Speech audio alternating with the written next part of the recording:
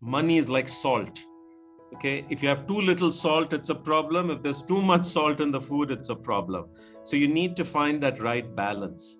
And why this is important is if you don't have enough money, life is tough, you have no freedom, you're just in an existential mode. If you very quickly you can start chasing money as a goal, and you can become a slave to money. In between is some happiness. So look, what would I say about this? First of all, remember that most of us are going to live much longer than our parents and our grandparents. Okay, life expectancy in most countries, unless there's some war or some sort of thing, is generally increasing. And the 100-year life is within reach for many people. Certainly we know relatives, parents, etc., are living into their late 80s, early 90s. Now, that's not altogether good news, because if you don't have enough savings, enough investments, and these days not every organization is giving pensions, you're essentially on your own. And if you can run out of cash, particularly if inflation assumptions go crazy and so forth.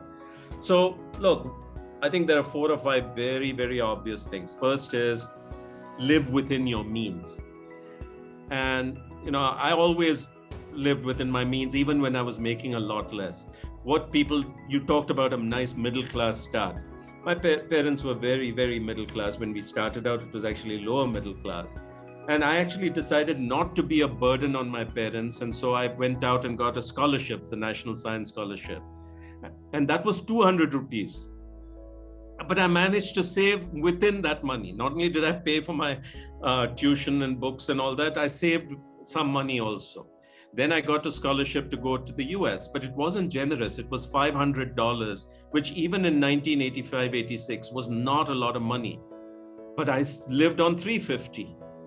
Okay. Then as I earned more, I made sure my lifestyle wasn't growing faster than my income. Today, people are just not so thoughtful about their cash flow and living within their means, and credit is easy. And whereas when I look at the people I admire, for instance, Nandan Nilekani lives nearby, and as his wealth grew from nothing to whatever billions he has, it's the same house. His lifestyle hasn't changed. I used to meet Warren Buffett regularly. He was one of the 3 richest people until recently. And one day I met him and he said, "Hey, let me show you something." He pulled out his wallet and he showed a McDonald's senior citizen discount card.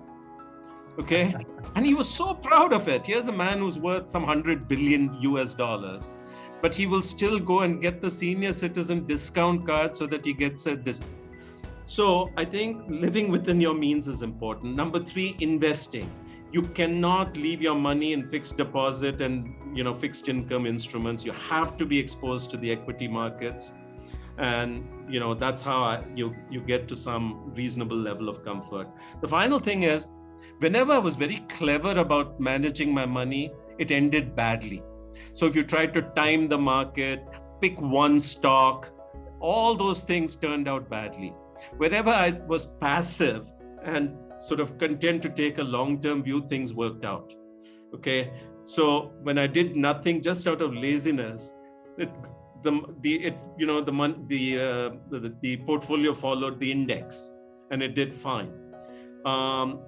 Same thing, I forgot to get out of Microsoft when I left Microsoft, and I was so glad, because between 2014 and 2020, the stock has multiplied 5 times. So there's something about just picking good investments and leaving it alone for long periods of time, and it works out.